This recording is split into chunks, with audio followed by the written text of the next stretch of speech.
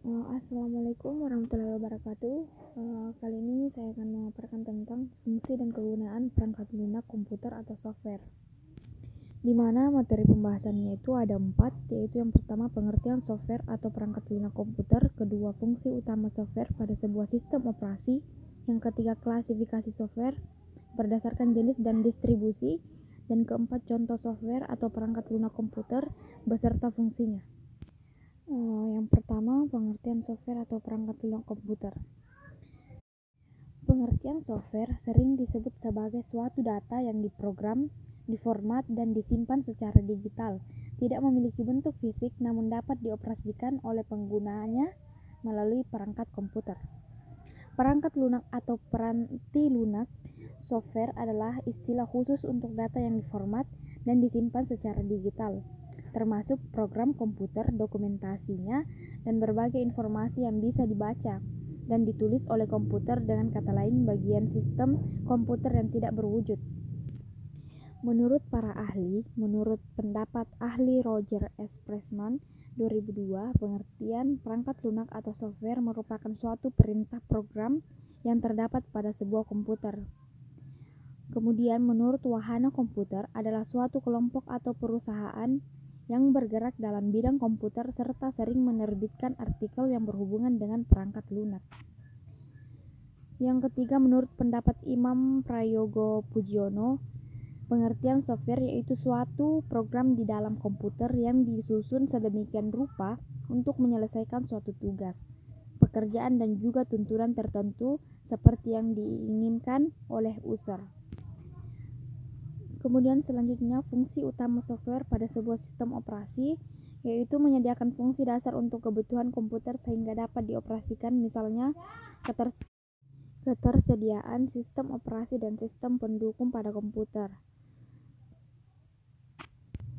Kemudian mengatur setiap hardware atau perangkat keras yang ada pada komputer sehingga bisa bekerja secara simultan sebagai penghubung antara beberapa software lainnya dengan hardware yang ada pada komputer. Software berfungsi sebagai penerjemah suatu perintah software lainnya ke dalam bahasa mesin sehingga dapat dimengerti atau diterima oleh hardware. Fungsi software digunakan untuk mengidentifikasi suatu program komputer.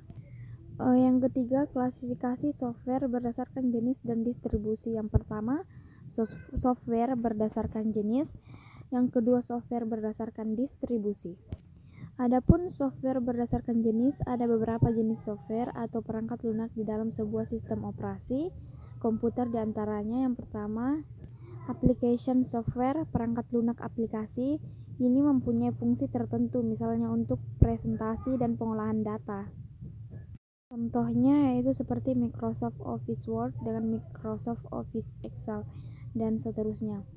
Kemudian operasi sistem atau sistem operasi. Fungsi software ini biasanya digunakan untuk mengkoordinasikan tiap komponen dan fungsi komputer. Contohnya seperti Windows dan Linux. Bahasa program adalah software yang berfungsi sebagai pemberi instruksi standar, contoh PHP atau Java dan Microsoft Visual Basic. Kemudian yang kedua, software berdasarkan distribusi. Selain jenis-jenis software di atas, ada beberapa software lainnya yang diklasifikasikan berdasarkan distribusi, antara lain yang pertama freeware, yaitu software tanpa batas waktu tertentu. Biasanya software jenis ini memiliki fitur kurang lengkap dan tidak maksimal.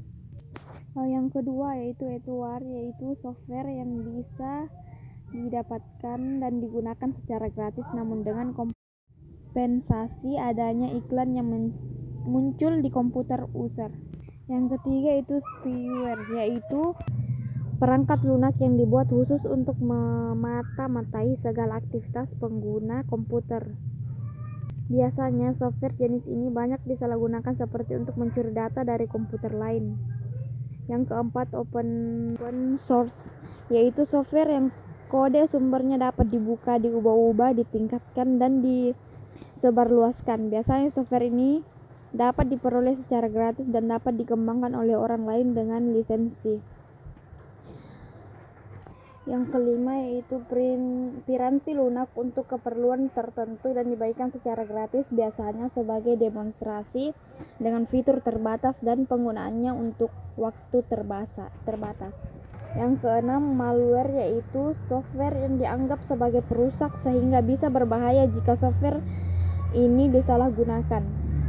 Yang ketujuh, firmware yaitu jenis software penyimpanan yang hanya dapat dibaca atau memory read only. Software ini bersifat paten sehingga tidak bisa dilakukan modifikasi atau pengembangan meskipun ada masalah dalam fungsinya. Yang keempat, contoh software atau perangkat lunak komputer dan fungsinya. Contohnya itu yang pertama, Google Chrome, yaitu fungsinya untuk masuk ke jaringan online atau jaringan internet. Yang kedua, Mozilla Firefox, fungsinya untuk masuk ke jaringan online. Terus Microsoft Office Word, yaitu fungsinya untuk mengedit atau mengetik sebuah dokumen. Dan Microsoft Office PowerPoint, yaitu fungsinya untuk membuat suatu presentasi, membuat video. Kemudian Microsoft Excel, fungsinya kurang lebih sama dengan Microsoft Word untuk membuat atau mengedit sebuah dokumen. Dan Format Factory, fungsinya untuk mengubah format pada foto, video, atau musik maupun lagu. Dan juga Media Player, fungsinya untuk memutar video atau film. Dan AMP3, fungsinya untuk memutar musik atau lagu. Facetune Image Viewer, fungsinya untuk mengubah, mengedit, atau memotong gambar. Dan juga Reclibin, fungsinya untuk melihat atau mengambil file yang sudah dihapus. Kemudian CorelDRAW, fungsinya untuk membuat, mengedit, dan membuat gambar. Dan Photoshop, fungsinya untuk mengedit foto atau gambar juga. Kemudian Opera Mini, fungsinya untuk masuk ke jaringan online atau jaringan internet. Dan Cleaner, fungsinya untuk membersihkan atau menghapus data yang tidak diperlukan. Baiklah, cukup sekian dan terima kasih. Assalamualaikum warahmatullahi wabarakatuh.